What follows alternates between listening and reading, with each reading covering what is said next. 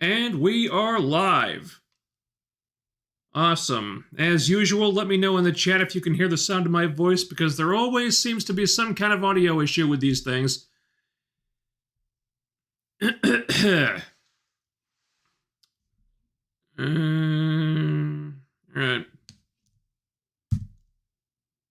Awesome. Yay. Well, I can hear myself. And it seems to be working. Cool. All right. Okay. Thanks for tuning in. Time to talk about Daredevil Born Again, the season finale. How'd we get here so quickly? It feels like the season just started. As usual, I'm going to go through the entire episode. I'm going to spoil everything and give you guys my thoughts. Then we'll do super chats at the end if you're so inclined, and then we'll get out of here. Also, I think I forgot to mention at the end of last week, this stream will be set to private once it's over, and then I'll be putting it on the live streaming channel in the next day or two, the link to which is in the description box below. So, all right, seeing some interesting comments about this one, so I'll excited to hear what you guys thought about this one. Let me just move this one over here. Okay. Daredevil. Born Again. Season finale. Right off the bat, I have to say this was not the episode I expected. Now, I was predicting a number of things. Some of them happened. A lot of them didn't. It went in some directions that I didn't see coming. Mainly because, excuse me, mainly because it wasn't so much a conclusion to season one as it was setting the stage for season two. So some of the payoffs for certain stories we didn't get. Not that those payoffs aren't coming, they just didn't happen here. And I think mileage may vary on that for some people, because I think a lot of us may have been thinking that season one would be more self-contained, but in actuality, the writers have been playing the long game. So I'll admit it was kind of strange that there was no big confrontation with Bullseye or Kingpin. The plot about the crooked cops co-opting the Punisher's logo was addressed and furthered, but not resolved. They shed some light on why Vanessa had Foggy killed, but turns out that story is a lot bigger than we thought, so there wasn't a resolution to that either. So, if you were hoping for, like, the big climax to all these stories, you didn't get that. You got the climax to the first act of the larger story, but that's still just the first act. Now, there was still a lot of cool stuff in the finale, it just wasn't the specific cool stuff I thought we'd get. So it begins with a flashback to a year ago, right before the events of episode 1. Vanessa is visiting Bullseye in a mental institution with an interesting offer for him, and this is the mark of a truly great show right here. Even though we hate Bullseye because of all the awful things he's done, when you see the state of him in this scene, you almost kind of feel bad for him. Like, he's been reduced to this meek, trembling, helpless, overly medicated shell of himself. I mean, you can just feel the desperation in this guy. So, I mean, it was so strange because, I mean, just the despicable things he's done, not just to Foggy, but in Netflix Daredevil Season 3, Bullseye is just this inhuman piece of shit, and oh my god, I'm like, don't make me feel bad for him, please. Just don't do... I couldn't help it. God, he just looks so pathetic in this scene. So Vanessa explains the deal. Also that her husband was acquitted after the events of Netflix Daredevil Season 3, so he escaped jail for that one. Thank you for explaining that one. I've been wondering about that. But Vanessa's got some business deals in the works. And there's this lawyer, Foggy Nelson, who's putting those deals in jeopardy. So she kind of needs Mr. Nelson to go away. And if Bullseye can make that happen, then Vanessa can pull some strings and get him out of this place. And yes, the whole thing reeks of manipulation. Vanessa acts like she's doing this for him out of kindness. Yeah, she's definitely playing that up, like, speaking very softly, kind of like in a motherly way, holding his hand and all that. And it's like she's just luring him in, getting him to trust her in that very subtle way. And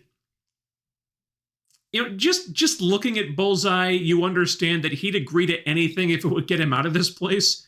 And it doesn't absolve him for killing Foggy, but ultimately Bullseye was the murder weapon in that situation, and the real monsters here are Kingpin and Vanessa. So Matt wakes up in the hospital after taking a bullet for Kingpin, a decision he's likely going to be second-guessing for a very long time. Therapist girlfriend is there. Heather. Her name is Heather. Okay, I keep forgetting these new characters' names. But, she was just a stand-in for Karen, so it doesn't matter anymore. She's Heather. So she's there with him. Also, the lady lawyer partner, she's there too.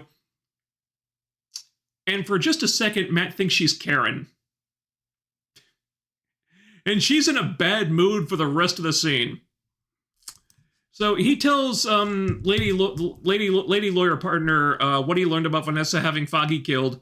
And he needs to see the case that Foggy was working on right before that and blah, blah, blah. Heather is just really impatient with all this. And Matt, for his part, is this close to being done with her not believing him about how fucked up this Fisk situation is. Then we check in with the Fisks.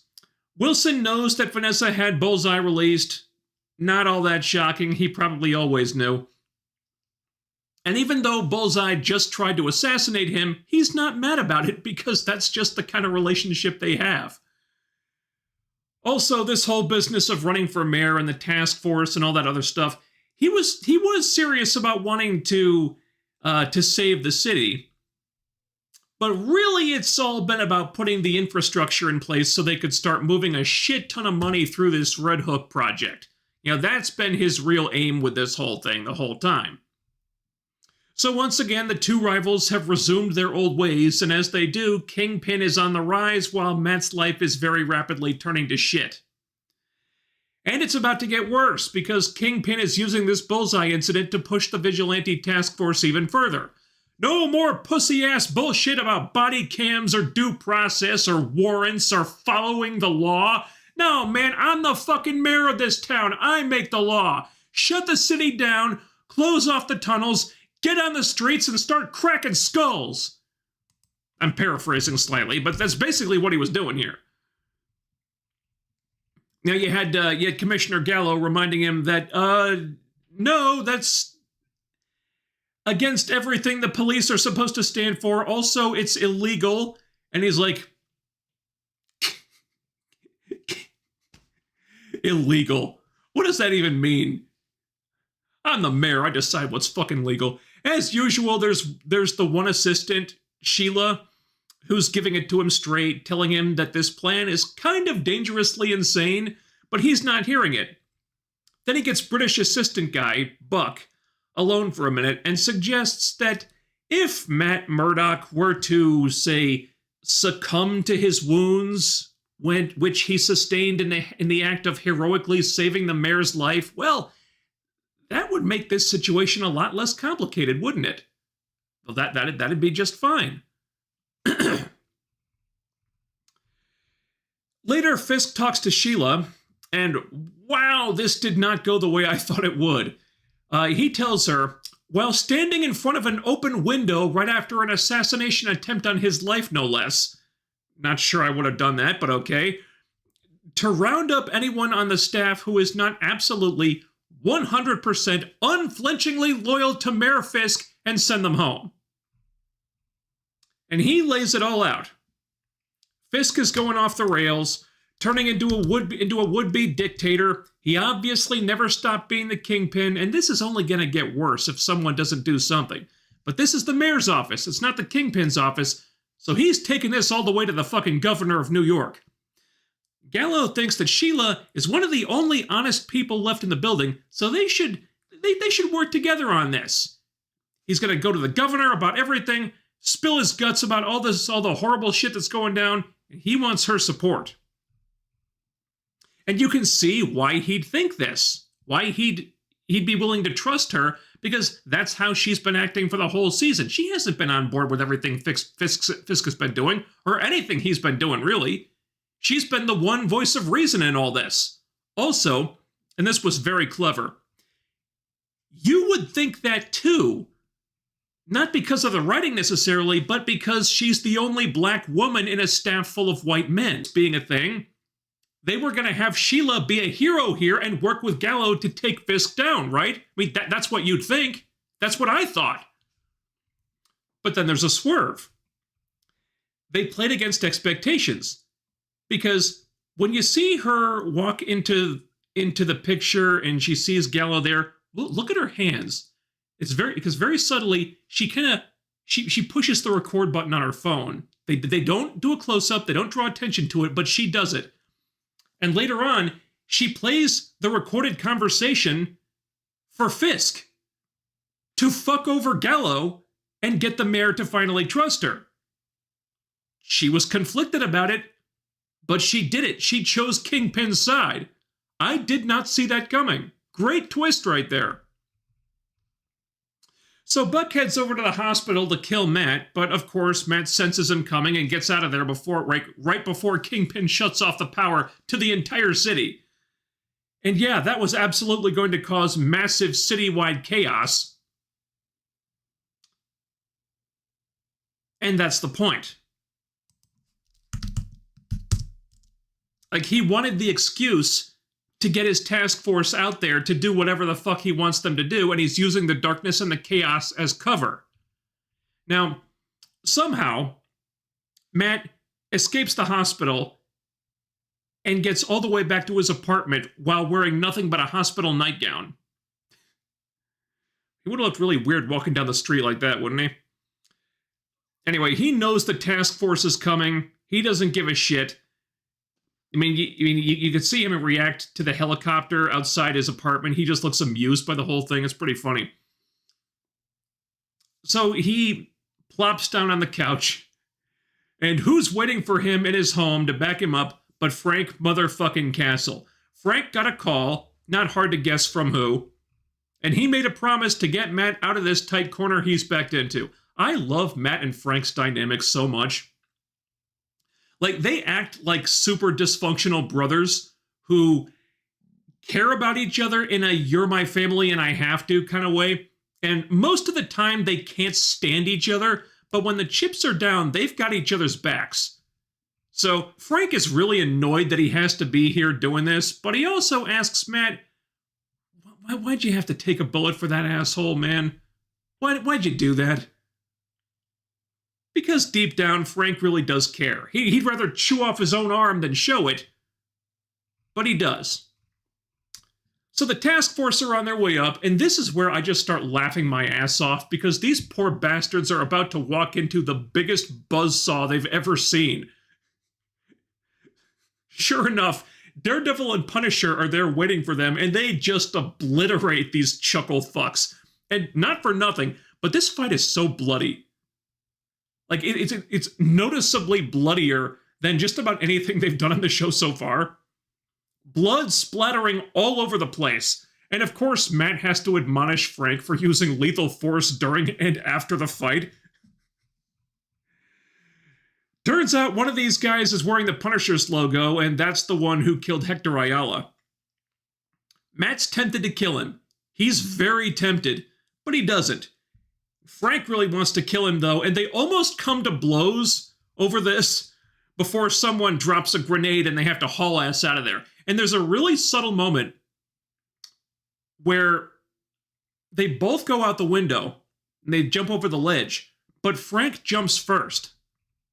Because Frank knows that even though they were at each other's throats a second ago, Matt's going to catch him. And he does. Because, you know, they may disagree on virtually everything. They can't stand each other most of the time. They fight about pretty much everything, but they also trust each other in a weird way. They make it to the street right before the apartment explodes, and who's waiting in the car to pick them up? Karen fucking Page. Took way too damn long to get Karen back, but she's back now, and damn, I missed having her around. The show is not the same without Karen.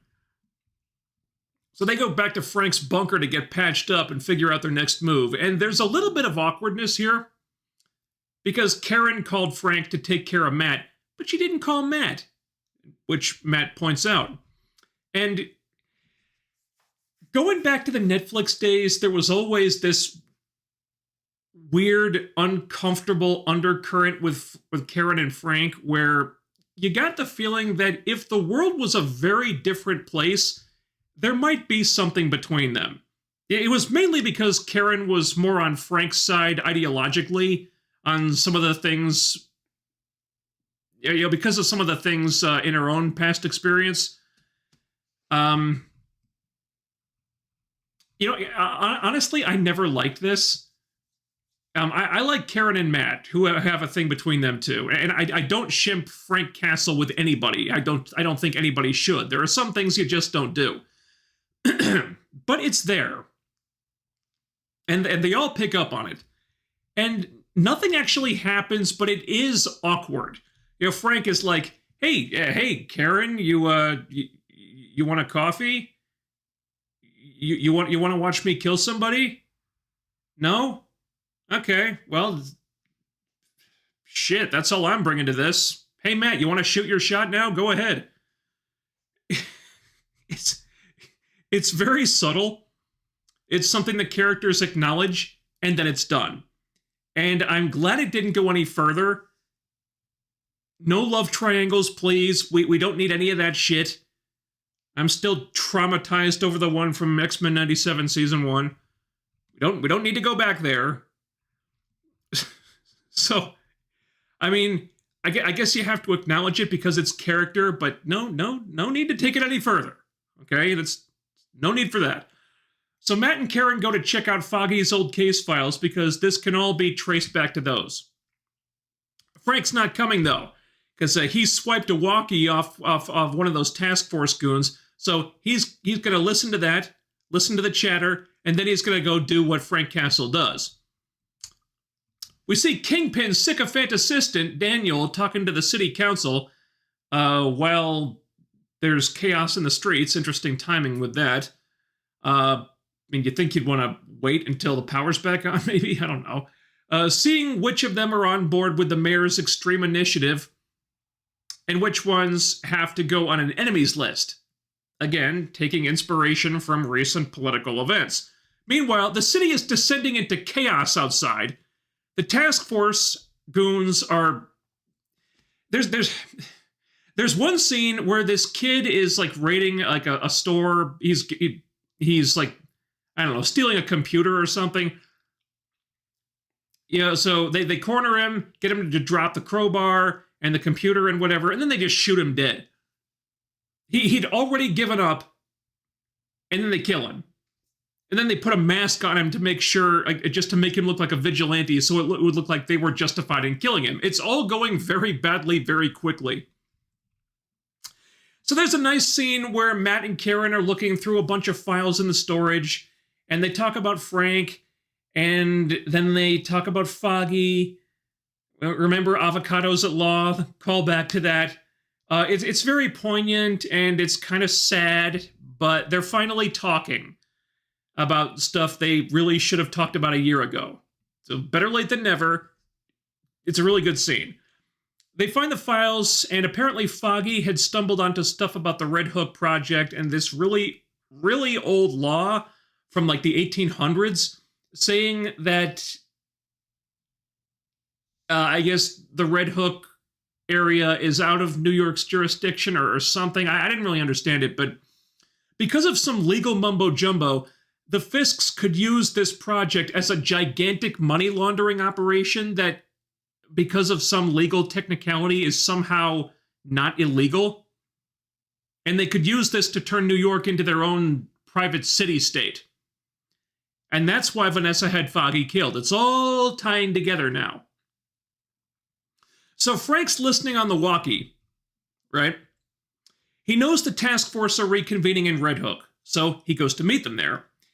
He walks right up to a team of like 10 of these fuckers, and he massacres about 7 of them before they take him down. It's amazing. It's definitely not the smartest thing he could have done, and I definitely wish Frank had gone in with some kind of plan, or any kind of plan. I mean, he just walks right up to them. What the hell were you thinking there, Frank? But it's still really cool. I mean, for just about anybody else, that's a death sentence, but this is Frank Castle. He makes them earn that, and he actually kills most of them. It's unbelievable. But eventually they do get him. So they've got him all tied up. Frank, he wakes up tied to a chair. Take a shot for anyone who remembers the Batwoman reviews. Anyway, they've got him all tied up. All the task force goons are wearing the Punisher logo here. It's not subtle. And they actually, the lead guy who we've been seeing throughout the season, he was one of the ones Matt beat up in the dude's apartment in, I think, episode 4. He's like the lead crooked cop. So he's speaking for all of them, and he's like, Frank,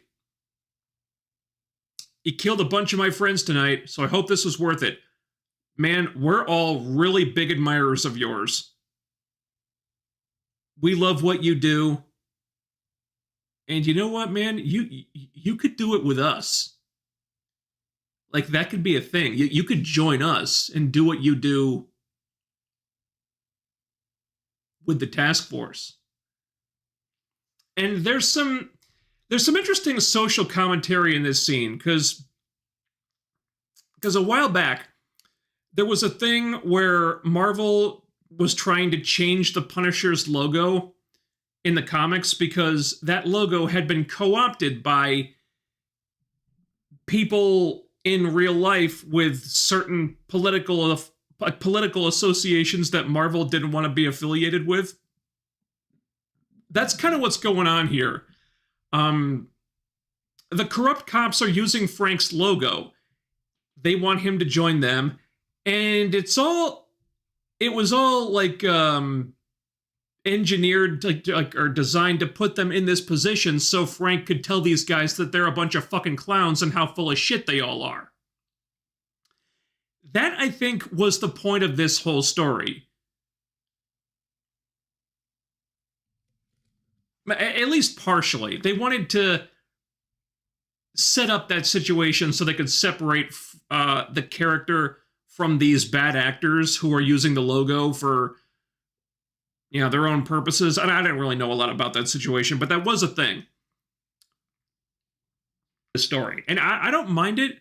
Maybe it is a little bit on the nose, but it's fine. As long as it's organic to the story, I don't have a problem with this. So at the same time that's happening, holy moly, here comes the moment. Here comes that moment, you guys.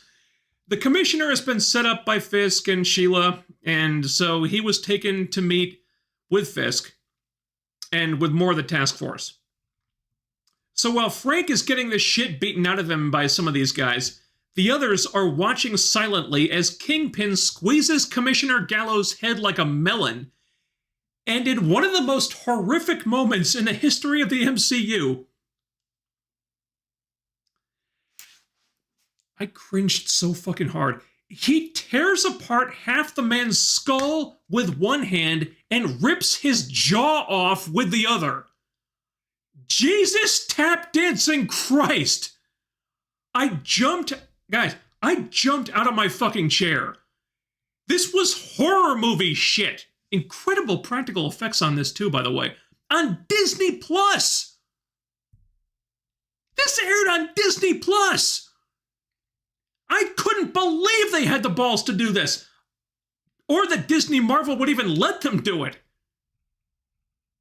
Holy shit. This was so fucking brutal. It used his own hands as a car door. Like, Kingpin's hands are the new car door. Then he just takes out a handkerchief to daintily wipe off some of the blood that got smeared on him, like it's no big deal. Holy shit! Guys, Kingpin's back. I don't want to hear any more of this stuff about him being cucked. Some of that at the beginning of the season. It was a story. Okay, that was the point. The point of the story was him being like a shell of himself or living a false life and then getting back to his true self. Same thing with Matt. That's what the whole season was about. So even if there was some of that in the beginning, that was the point. The point was for him to get from A to B. And B is him. I honestly wasn't sure if this character could be fixed after what the Echo writers did to him, but by God, they've done it. He's back to what he was in the Netflix days, the best villain in the MCU, period, full stop. Outside, Daredevil is about to storm in, but the place is just crawling with task force goons. Now, and Karen's there too. And she knows this is a suicide mission. Matt got shot like 10 hours ago. Yeah, somehow this all happened in the same night that he got shot last week. So, in all that time, in that time, Karen had time to fly from San Francisco to New York, and then all this stuff happened. Sure, whatever. Wonky timeline stuff. Take it with a grain of salt. But anyway, Matt got shot. If Matt goes in there, either he's going to get killed or he's going to kill someone, and either way, he loses. So she feels the same way he feels. Lost, helpless, angry, but this isn't the way. You're not going to accomplish anything like this. And while she says this, there's this cool shot where Matt's in the foreground out of focus, and in the background is New York City in focus, and he's just listening to the city in chaos. And she gets through to him. Another really good scene. I love Matt and Karen together, man. I've missed this.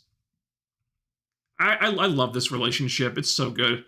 These actors are so good together. So the power comes back on eventually. Mayor Kingpin hires Heather as his administration's commissioner of mental health, a job that she seems really excited about. And I'd say Matt dodged a bullet with this chick, but it might be. Yeah, find that exit strategy and run, Matt. Fisk makes an announcement declaring martial law in the city, outlawing vigilantes, an 8 p.m. curfew, which that's not going to go over well in New York City, but okay. Matt, meanwhile, talks to Karen again and admits that when Foggy died, he kind of lost himself and let the darkness creep in. But she reminds him that Foggy believed in him. And then he makes a speech about taking back the city to a bunch of characters in Josie's, all those characters that we've seen throughout the season who we know are going to be on their side. Investigator guy, hostage negotiator lady, a few other honest cops, because apparently there are still a few. Angela Ayala is not there, but we do see her on the street, so she'll probably show up again in season 2. Then they cut to Kingpin and Vanessa touring Fisk's dungeon where he had Adam locked up. And there's all these cages in there set up, filled with anyone who's ever looked at Kingpin side-eyed. We see Swordsman Jack in there. He's also got Frank Castle in there, too. Why he would want to risk keeping Frank alive, I don't know. That's a weird oversight. He's keeping him alive for some reason. And sure enough, there's a post-credits scene where Frank talks to the guy guarding him because they gave Frank the dumbest fucking guard on Earth. Hey man, I heard you really look up to me. I heard you really admire what I do. Always nice to meet a fan. I'm Frank. Put her there, buddy. He snaps this stupid bastard's arm in like 5 different ways. So yeah, ain't no prison gonna hold the Punisher for long. What an idiot. Anyway, that's where it ends. I think people will be split on this episode. I thought it was really good, but I also think it wasn't the finale that a lot of people thought it would be. Because there was no confrontation with Bullseye. Matt and Fisk never even came face to face. A lot of it was about the task force and inserting Frank Castle into the mix and focusing in on stuff that they hadn't really spotlighted until now, instead of the bigger things that I thought would be the focus. Like, I thought there'd be another big showdown with Bullseye here for sure. And we do see him at the beginning and in a brief moment at the end, but otherwise there's nothing. You know, there's going to have to be a big showdown with Bullseye eventually, but that will come, sometime down the road. So if there's a problem with this finale, it's that it didn't really resolve very much. It didn't feel so much like a finale, like a season finale. It felt like a mid-season finale. Yeah, we didn't get any closure on the story of season 1, and I get how that can feel frustrating for some people. Just ending it on a big to be continued instead of like wrapping up anything. So yes, it wasn't the finale I thought it would be, but I love the fights. I love that Karen's back. I love that her and Matt finally talked. I'm glad that we're done spinning our wheels with that Heather relationship. And I always knew that wasn't going to end well. So I'm glad that it appears to be, if not over, it's like about to be over. I love that Matt and Fisk are finally back to being who they are. I love that we got Punisher in there, and adding him can only be a good thing to this story. And they set the stage for a really cool season 2, where if we don't get the Defenders back together for at least for a minute in season 2, then I don't know what we're doing here, because it's all teed up. I was half expecting to see Jessica Jones sitting in Josie's in that final scene. I thought I saw her, but then it turned out to be the hostage negotiator lady. But I see this silhouette with long hair in the background. I'm like, Jessica Jones, right there. There she is. Oh, no, it's not her. Would have been cool, though. So there's really cool stuff coming up. I thought they stuck the landing with this finale. I still don't know if killing Foggy was the right move or not. I'm going to be undecided about that for a while. I think they worked their asses off to earn it. I still don't know if I agree with killing him off. Now, we do know he's coming back in some form in season 2. I don't know if he's coming back to life, or it'll all be in flashbacks or dream sequences or something, but the actor is coming back. So Foggy will have a presence in season 2, and that's cool. I like that. So that's it for the season.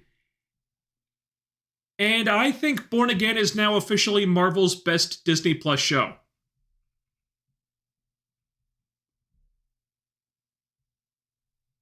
I'm trying to think where the bar was set before this. I don't know what I would have called their best show before this. I know the bar wasn't always very high, was it? Yeah. Well, this one raised the bar. This show is now the best. It was a rocky road. There were a few bumps along the way, but they fucking got it right. They didn't drop the ball on Daredevil. Thank you. This show was a big fat W for Marvel. More stuff like this, please. I'm excited for season 2. Okay. How dare you snub She-Hulk?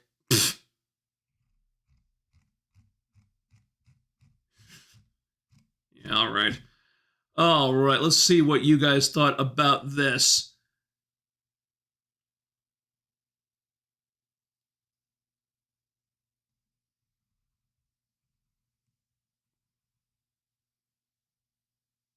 I'm good with the long game as long as the payoff is worth it.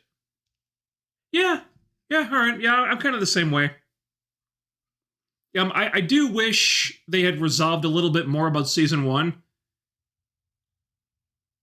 Just about everything ends with a to be continued. So I understand why some people would be frustrated with the finale.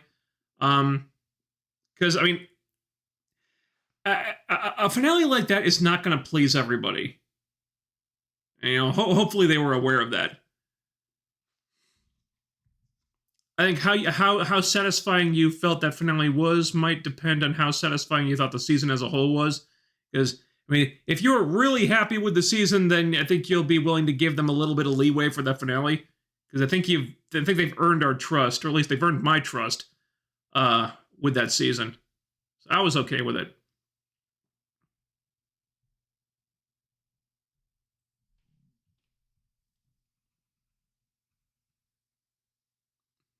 Punisher getting rid of those cops was so cool. Oh yeah. So bloody too. I remember I forget it was the second fight scene. It was just Punisher versus the cops. Daredevil wasn't there. It was just Punisher. And there was this one lady cop who had a sword for some reason. Like, cops are packing swords now? I don't know, but one of the cops dies with that sword sticking out of his face. Jesus Christ! This is the kind of stuff you get with Frank Castle. Isn't it fun to have him back? Let's see. Walesy 1. I'm sorry if I'm pronouncing 8 yet, but so far so good. Oh man, no, dude, episode 8 is so fucking good. This was one of the best episodes they did. And then there's another one of those episodes where there's no action at all, pretty much. But like the drama and like the rising tension is just so fucking well done. Episode 8 is tremendous. Why haven't you watched that yet, man? Go watch it. Not now. Wait till the stream is over, then go watch it. But still, episode 8 is dynamite.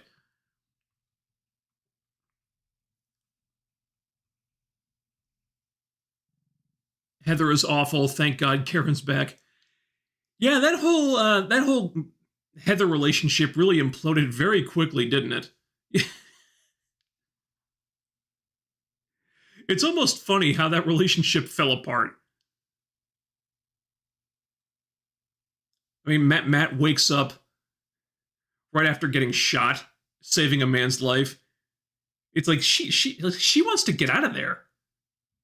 Like she's so impatient. It's like he's having this conversation about how his best friend was murdered, and he knows who ordered the hit on Foggy. It's like she's just sitting there like, oh God, get me out of here. Like, what the? Okay, I know I wanted to see Karen when he woke up, but still, cut the man some slack, lady. Yeah. It'll be nice that she's working for Kingpin now, because now we'll have like a tangible reason to hate her. It doesn't have to be on general principles anymore. Now we can just hate her because she's obviously doing a heel turn.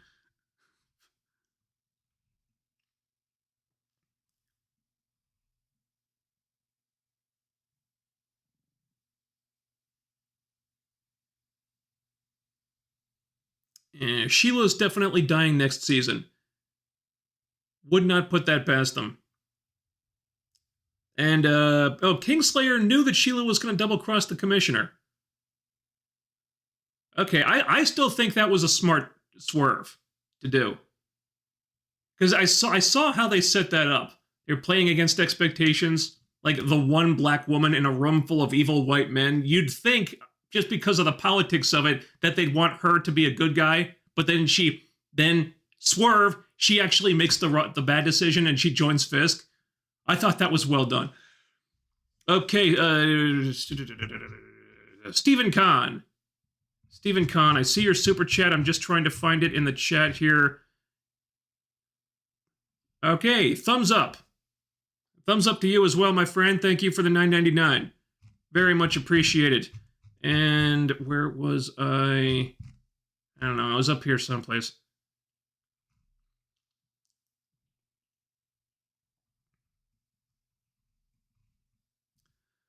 And okay, Loki season 2 was good too. You know what? I'll take your word for it on Loki season 2. I got like 2 episodes into it, and then I just lost interest for some reason. I don't know why. I mean, not that it was bad or anything. It just I remember thinking episode 1 was well done. Then for some reason I watched like one more episode. I think, and I'm like, I just I don't know. My enthusiasm for it just wasn't there anymore. I don't really know why. Moon Knight or Loki. Yeah, Moon Knight was good too. I know it was a departure from the comics, but they did a lot of cool stuff. I think the biggest problem with Moon Knight is that they didn't have enough episodes to tell the story they wanted to tell.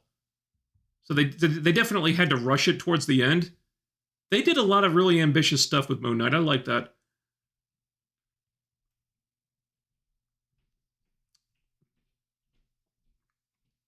Okay. All right. Bob Gutter did not enjoy this season. Doesn't really specify, but he seemed to hate it. All right. Okay. I knew the actor for Punisher is so bad. Okay, now you're just trolling. Okay, Bob Gutter's just trolling.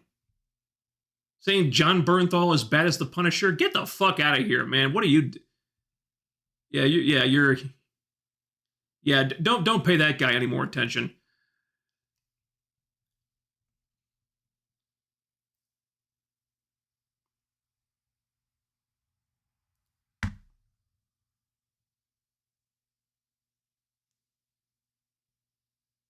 It's confirmed that Muse will have an impact in the future of the series. Yeah, apparently Muse is going to be back in season 2 as well, or at least.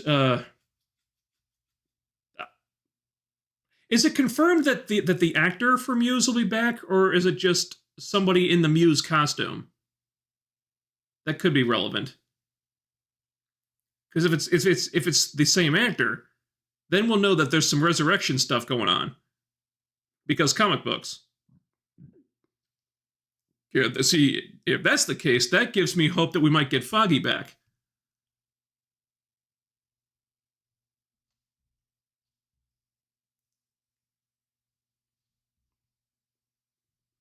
Don't bring a sword to a Punisher fight unless you want to wind up with it sticking out of you. In a particularly painful place. Yeah. Why would a cop even have a sword in the first place? It was so random.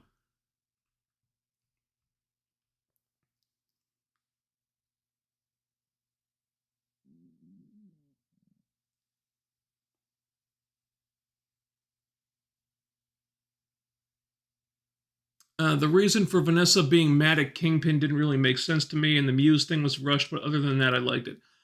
No, she wasn't. No, Vanessa wasn't mad about Kingpin. She wasn't mad at Kingpin. She was mad that Matt was just focusing in on Kingpin. Because like in a previous episode, like Matt mentioned all the stuff with Fisk. This was episode 8.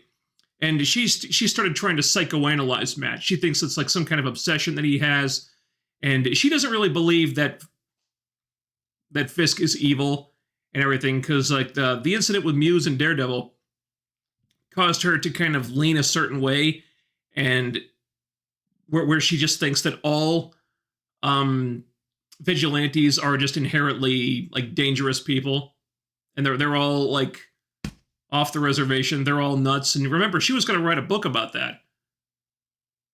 So she's just demonizing all of them. And because Fisk is kind of doing the same thing, you can see how she'd agree with him and want to come over to his side. And Matt's saying, and here's Matt saying, it was the Fisks. They had Foggy. They set Foggy up to die. They had him killed, and she just doesn't want to hear it. Also, this is right after he called out for Karen when she was there. So, yeah, but still, she's not a fan of vigilantes. That's what this is all stemming from.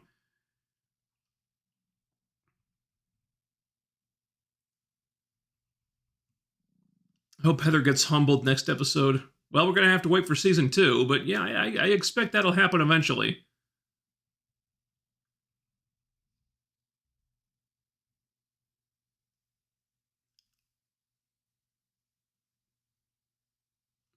Did Heather not know Matt's apartment was bombed? How did she join Fisk after that without any suspicion?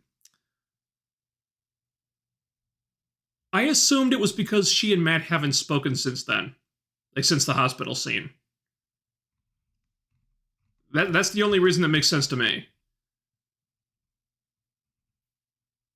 Things were very prickly between them when she left the hospital.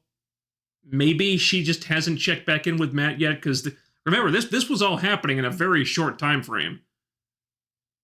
Because like the gala scene at the end of episode 8, like this all happened in the same night somehow. Does that make sense? No, it doesn't. But it all happened in the same night. So when she came to Fisk and took the job, that was probably the next morning. So it's entirely possible that she just hadn't checked back in with Matt yet. That's the only way it makes sense to me.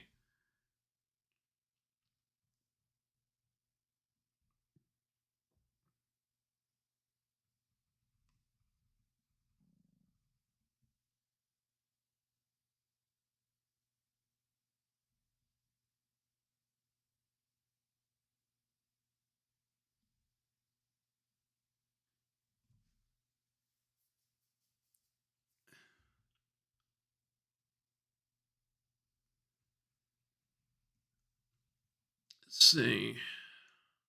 I love the way they made the civilians standing uneasy looking at the cops in broad daylight. That was kind of scary.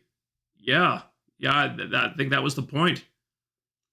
I know there was that one shot where they had Vanessa Ayala. She was kind of looking over her shoulder at these cops just standing around.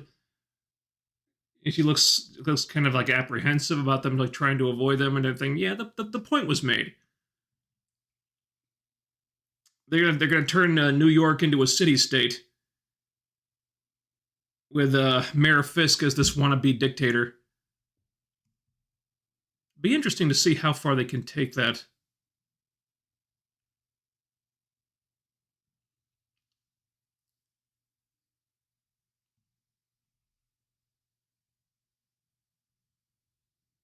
Keep Ms. Marvel away from Daredevil.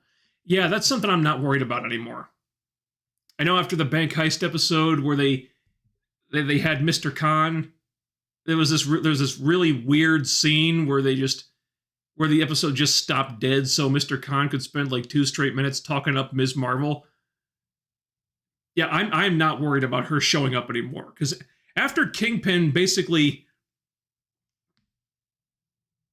after what he did to Commissioner Gallo's head, yeah, the Ms. Marvel character would not work in this situation. You can't.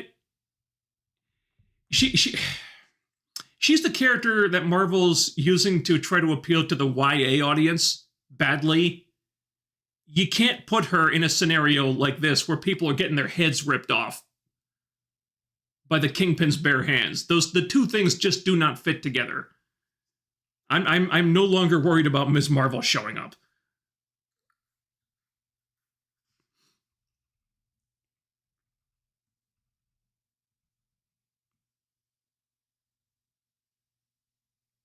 When is Marvel going to put out a White Tiger show? I like that character. Well,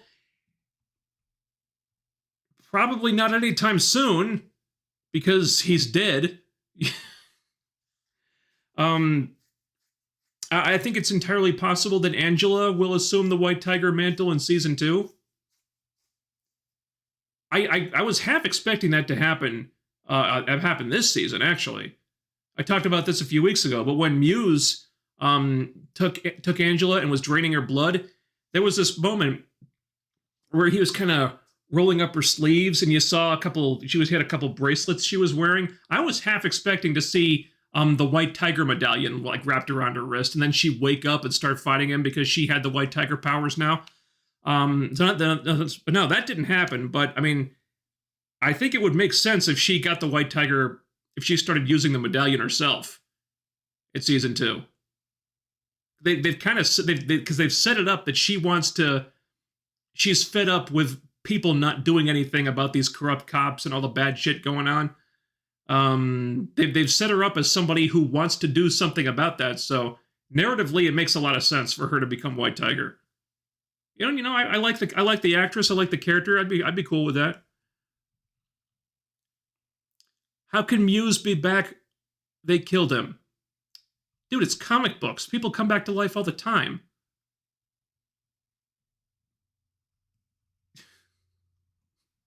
There are ways. The hand resurrects him. Yeah? Maybe.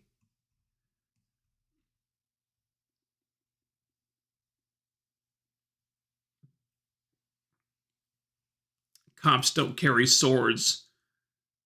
That's why it was so strange. Like it was just the most random thing. Like the lady cop just whips out a sword and starts twirling it around. Like what the like where the hell did this come from? Everybody else is just using guns. I want an explanation. Was she like secretly a hand assassin in disguise? I don't know. It was such a weird moment. Okay.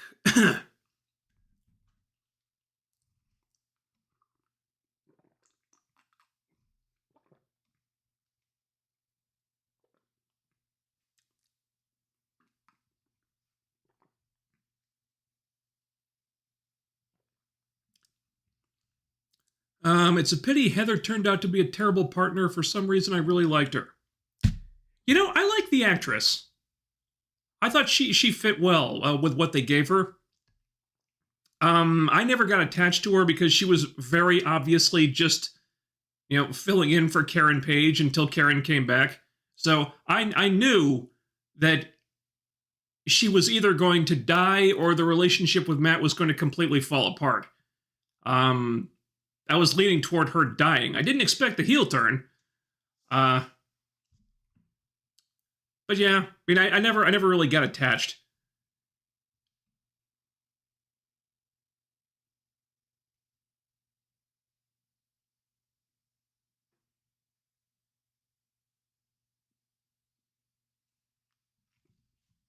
Let's see, who was she trying to kill when there was a hitman when she was eating dinner and he had the killer shot?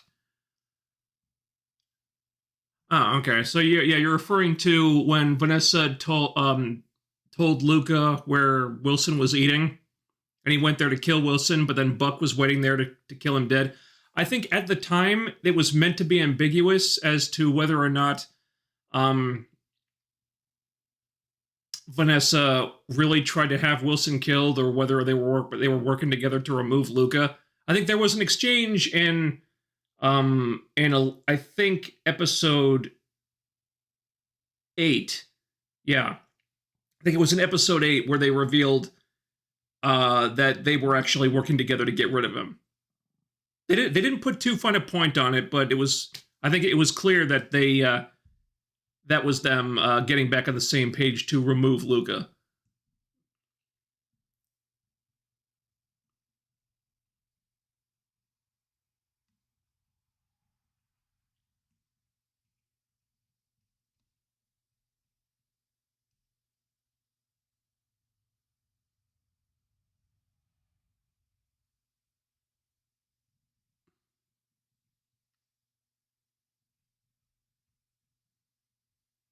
Hey, Bob Gutter, if you think I'm so full of shit, why are you here?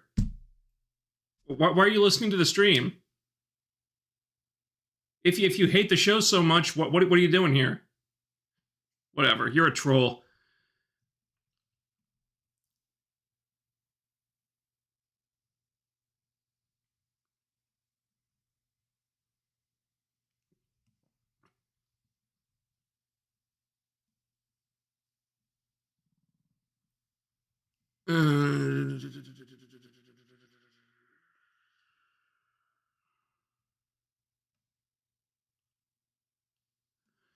No one in the power company reporting Kingpin deliberately taking out all the power in the city seems to me also kind of unbelievable. Yeah, you could say that. But remember, Fisk is playing dictator. So he's got his hooks into everything. Maybe somebody at the power company did try to stop this from happening. Maybe they did try to report it, and the task force silenced them. That's what I thought happened. Episode 9 got me excited now for the Punisher special next year. I hope it's as gritty as how this episode was. Yeah, can you imagine an entire episode or an entire special of Frank Castle killing people like he did in this episode? That was just 2 fight scenes. Imagine an entire special of that. Jesus Christ.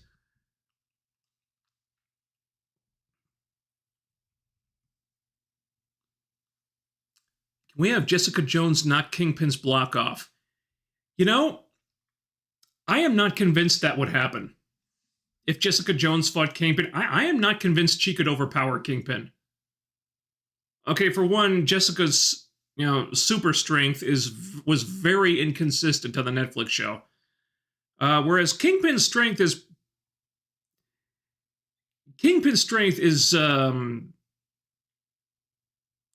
well, he's not superhuman exactly, but it's just he has this like freakish brute strength. And they haven't wavered on that.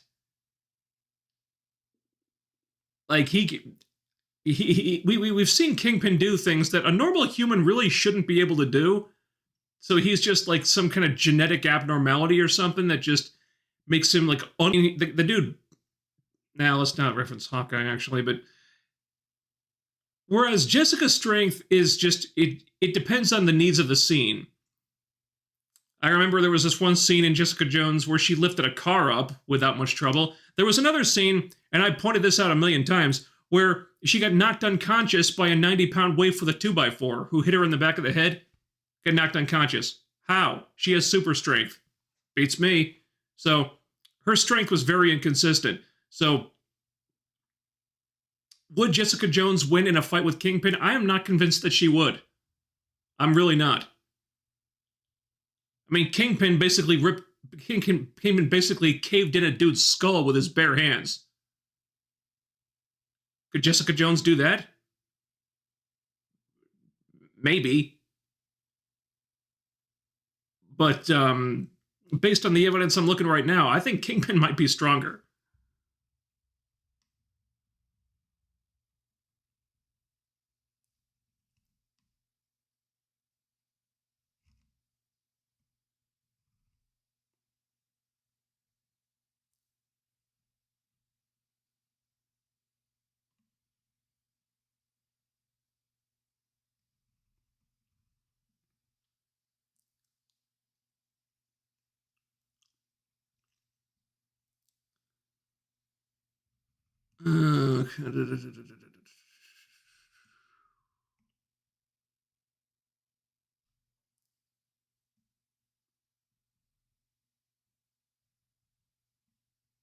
Super strength, but maybe not super durability. I guess? Wouldn't those two things go hand in hand, though?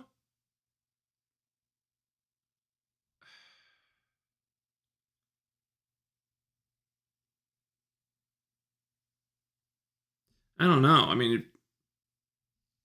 if you have like extra, how do I say it? I mean, if you've got extra bone density and extra muscle density, wouldn't you naturally be more durable? I mean, they never did explain how her powers work exactly. I don't know. It's weird. I just chalked it up to inconsistent writing on that show. Yeah, Luke Cage against Kingpin. Well, yeah, in that case, Kingpin would stand no chance. It's one of the problems I had with Luke Cage. Is he's overpowered for a street level character.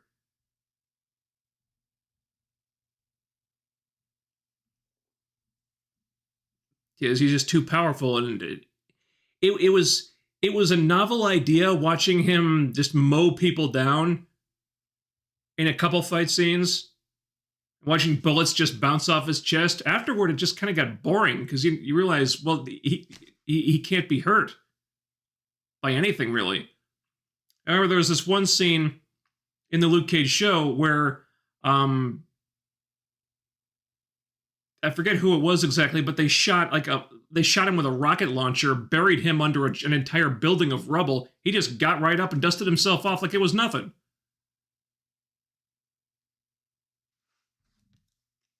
I think that's kind of where I started checking out of that show. It's like, if nothing can hurt him, then what's the point? You know?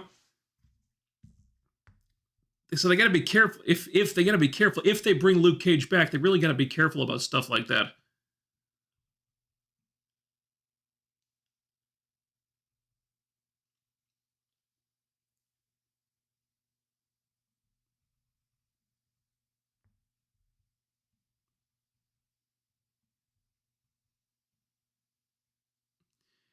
You can knock out a bodybuilder with a 2x4. Yeah, but the bodybuilder isn't supposed to have super strength.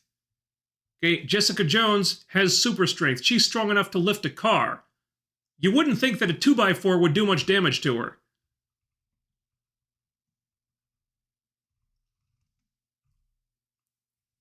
Is it Bushmaster who did that? Yeah, okay.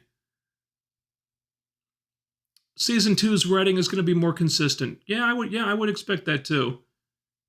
Because, remember they were kind of rebooting the original version of Born Again, and they were probably incorporating some elements of it and maybe some of the past footage into this new show and kind of like filling the gaps and writing around all that stuff. Season 2 is going to be all like the complete vision of this new team. So I would expect Season 2 to not have some of the little like bumps in the road that Season 1 had. It was a Cottonmouth who did that, yeah. It was one of those. Cottonmouth, yeah, he's the one who did it, yeah.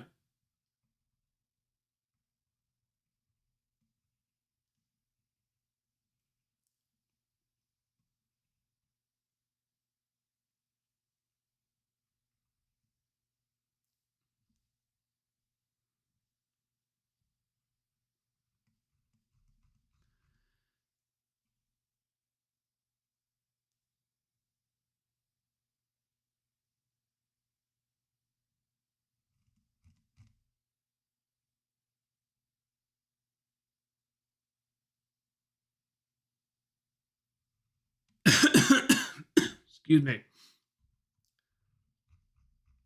All right, there's some people in the chat that I'm trying not to give any attention to because they're obviously trolling.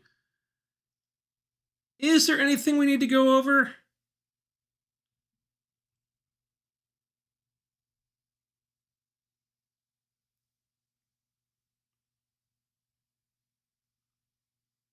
Daredevil didn't appear in half the season and the show was still amazing. Yeah. Yeah, honestly, if I could change one thing, I probably would have gotten Daredevil back, Matt back in the Daredevil suit a little bit sooner. I think they may have waited like an episode too long to do that. I mean, I saw the point of it. I saw like what the narrative was, because he built this false life, and he was kind of lying to himself, trying to deny who he really was. That was the whole point. So they had to wait for a while to get him back in the suit. Because I'm pretty sure they were still following like the bones of the original version, the pre-rebooted version of the show. So I saw what the point of it was. I think they may have dragged it out a little bit too long, so I would have changed that. Honestly, they probably could have just cut out the bank heist episode.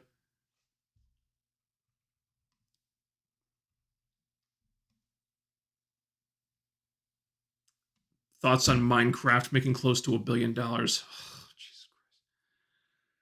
Yeah, that's a thing that's happening, isn't it? I said in my review that if this movie makes a lot of money, I will have lost faith in humanity. So here we are. But look. I'm glad I'm glad the movie theaters are making good business off of this movie. Better it happened with Minecraft than with Snow White. And look, we all have movies that we like. I talked about this in the community tab. We all have movies that we like that are just bad movies, or a movie that we like that everybody else hates. We all have a movie like that, one or two of them. Like I like Star Trek V. I do. It's a bad movie. I don't have a problem admitting that, but it's fun to watch. I enjoy watching it. I love what does God need with a starship? That line makes me laugh every single time. The movie sucks, but I don't care. It's fun to watch. That's maybe that's what Minecraft is for a lot of people. Although I admit I never actually played the Minecraft game. Maybe there was something in there that I just didn't get because of that. I stand by my review. It's not a good movie. I think the writing is terrible. There's a lot of things that don't need to be in there. Half the cast is pointless. Like, what was Jennifer Coolidge doing in that movie? Like, why did that character exist? Why did that whole side story exist? I don't know. Not a good movie, but hey, I'm glad people are finding something to enjoy in it, because we all need some enjoyment in our lives, I guess. And like I said, like the theaters need the business, because March was kind of a dead zone for movies because nothing was really connecting. And hey, I do like Jack Black, so and like Wednesday Adams' roommate was in there too, and she's fun. What's her name? Enid, I think. Yeah, she was in there too. And Jason Momoa. There's some actors I enjoy in there, so they get a big W. That's cool. No shade on it.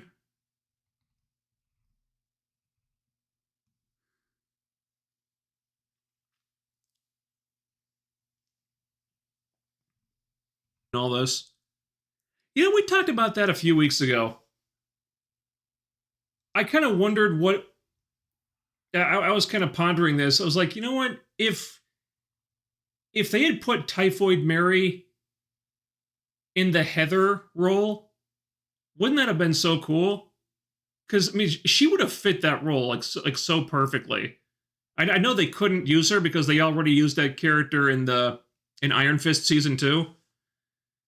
So that wouldn't have worked. But if that had been a way to debut Typhoid Mary, wouldn't that have been that would have been a great way to do it? Maybe not in the exact same character with the exact same arc with like the vigilantes and stuff, but just having Matt date this woman while Karen is off on the other side of the country and have that be Typhoid Mary, wouldn't that have made a lot of fucking sense? That would have been cool.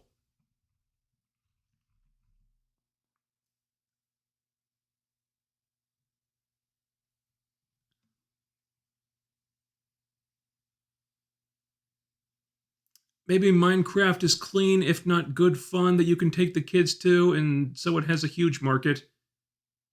Yeah, you could say that. It's a kid friendly movie. You can take all the kids to. Appropriate.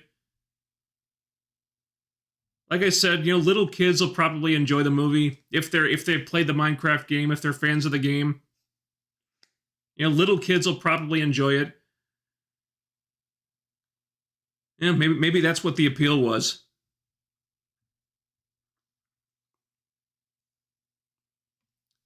The next MCU show will be Ironheart. How will that show be? Well, considering that they've been sitting on the show for about 2 years now, probably not well.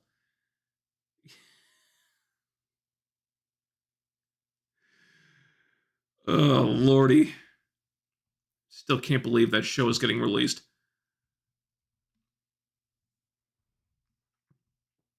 Okay. Okay,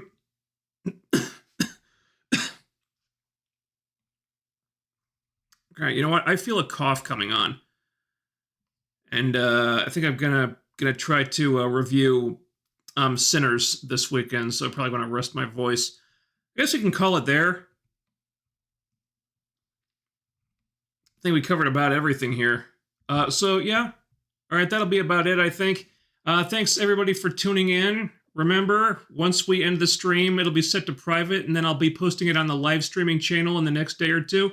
Link for that is in the description. So thank you, everybody, for tuning in. Thank you to our super chats, which I will shout out in just a second if OBS will let me here. Yeah, thank you for Walesy1. I'm sorry if I pronounced that wrong.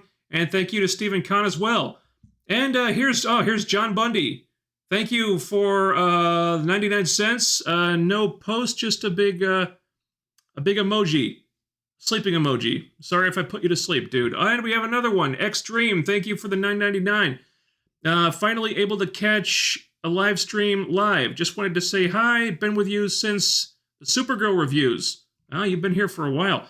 Bullseye and Typhoid Mary, my favorite villains for Daredevil besides Kingpin. Yeah, it does kind of suck that we probably won't be able to get Typhoid Mary in there as a villain, huh? Yeah, weirdly enough, I liked what they did with her in Iron Fist Season 2. I thought Alice Eve did a weirdly good job.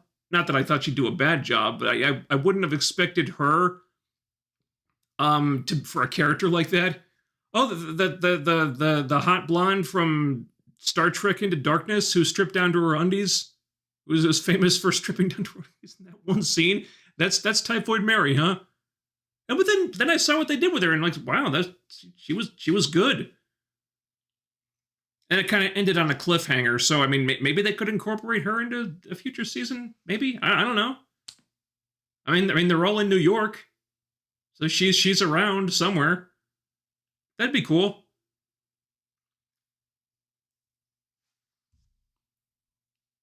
Maybe they could do a Muse arc with her where she pops in for a little while. Doesn't have to stick around. She could be a mini boss like Muse was. That'd be fine. It does look like we're sticking with the Fisks and Bullseye as the main villains, though. Yeah, thank you for the super chat, though, and John Bundy as well. So Walesy1, Stephen Kahn, John Bundy, Extreme. Thank you to all of our super chats. Thank you to everybody for showing up tonight and talking Daredevil with me. Don't know which show we'll be covering like this next. I don't know. I guess we'll see how Ironheart turns out. I might give that one the proper review treatment. I feel like there's going to be a lot to dissect in that one. We'll see. But yeah, I think I've enjoyed getting back into doing these live streams. And I stopped doing them a while ago because I was having some health problems at the time. Made talking for extended periods kind of difficult, and also, my computer was really old, so there were always some technical problems, and I couldn't even show my face. I had to do the whole thing behind an avatar. It was just they weren't good. So now I've kind of done some upgrades to my equipment, got a new computer and stuff. So I feel like these have gone okay. Some people have had some audio issues. Doesn't seem like we had any tonight, which is good. So cool. I guess live streams are back. Awesome. Don't know what show we'll cover next. I will let you know, and I guess we'll take it from there. So thanks for talking with me once again. If you want to talk, want to watch the stream back, you can go to the live streaming channel. Again, link is down there. Should be up tomorrow or the day after. So, good talking to you guys, and good night.